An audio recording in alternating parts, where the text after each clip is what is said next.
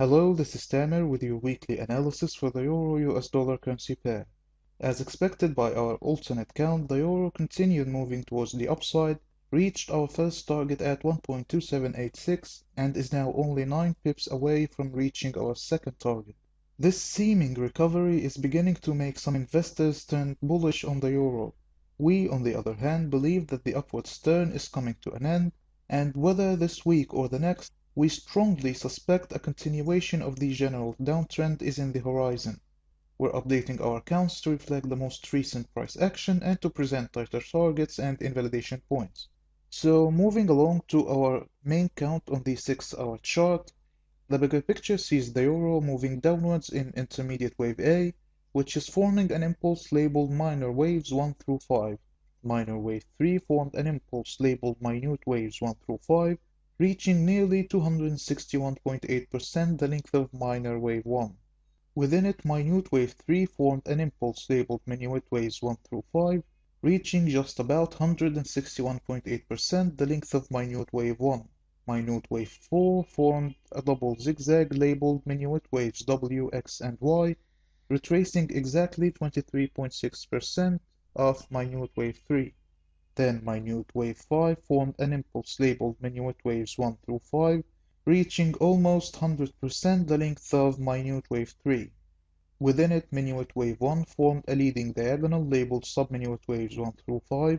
Minute wave 3 formed an impulse labeled subminute waves 1 through 5, exceeding 161.8% the length of minute wave 1. Minute wave 4 retraced exactly 38.2% of minute wave 3, and minute wave 5 reached 100% the length of minute wave 1, driving minor wave 3 to come very close to reaching 261.8% the length of minor wave 1. Minor wave 4 is probably unfolding as a triple zigzag labeled minute waves W, X, Y, X, and Z, and this count expects the euro to make one more upwards push in minute wave Z to complete minor wave 4. At 1.2887, minute wave Z would reach 61.8% the length of minute wave W, then at 1.2998 it would reach 100% of its length. This wave count is invalidated by movement below 1.2606, as it's extremely unlikely for the second X wave to move beyond the start of minute wave Y. Now moving over to our alternate count, which sees that minor wave 4 is already complete, having unfolded as a double zigzag labeled minute waves W, X, and Y, which are perfectly contained within their Elliott channel. This count expects the euro to continue moving towards the downside in minor wave 5 to complete intermediate wave A.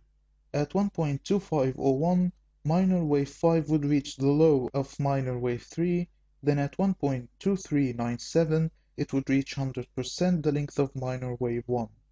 This wave count is invalidated by movement above 1.2888, as this is the assumed start of minor wave 5. That's all for our analysis for this week. I wish you profitable trading and see you next time.